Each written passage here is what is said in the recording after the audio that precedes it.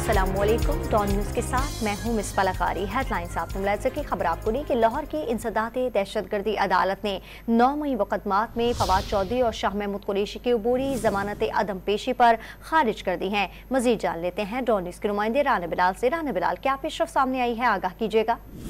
जी देखें, 9 मई के मुकदमात में फवाद चौधरी और शाह महमूद कुरैशी ने गिरफ्तारी से बचने के लिए लाहौर की इंसदादे दहशतगर्दी अदालत से रुजू कर रखा था। 2 मुकदमात में फवाद चौधरी ने जमानत ली थी, लेकिन वो आज जमानत जो मियाद थी जमानत की वो खत्म होने पर अदालत के रूबरू पेश नहीं हुए, जिस पर इंसदादे दहशतगर्दी अदालत की जज अबर गुल ने अदम पैरवी की बुनियाद पर फवाद चौधरी की दोनों मुकदमात में दरखास्त जमानतें जो हैं वो खारिज कर दी हैं। दूसरी तरफ शाह महमूद कुरैशी ने जनाह हाउस हमला केस, अस्करी टावर हमला केस समेत 9 मई के 6 मुकदमात में जमानत ले रखी थी। उनकी भी जमानत की मियाद आज मुकम्मल हुई थी, लेकिन वो अदालत में पेश नहीं हो सके। ये इंसदादे दहशतगर्दी अदालत की जज अबर गुल ने शाह महमूद कुरैशी की 9 मई के हवाले से 6 मुकदमात में अबूरी जमानत अदम पैरवी की बुनियाद पर खारिज कर दी है। दूसरी तरफ असद उमर और चेयरमैन तहरीक इंसाफ की बहनें जो है वो इस वक्त कमरा अदालत में 9 मई के केसेस के हवाले से मौजूद है। असद उमर को अदालत ने शामिल तफ्तीश करने के लिए पुलिस को हिदायत की है, और साथ ही साथ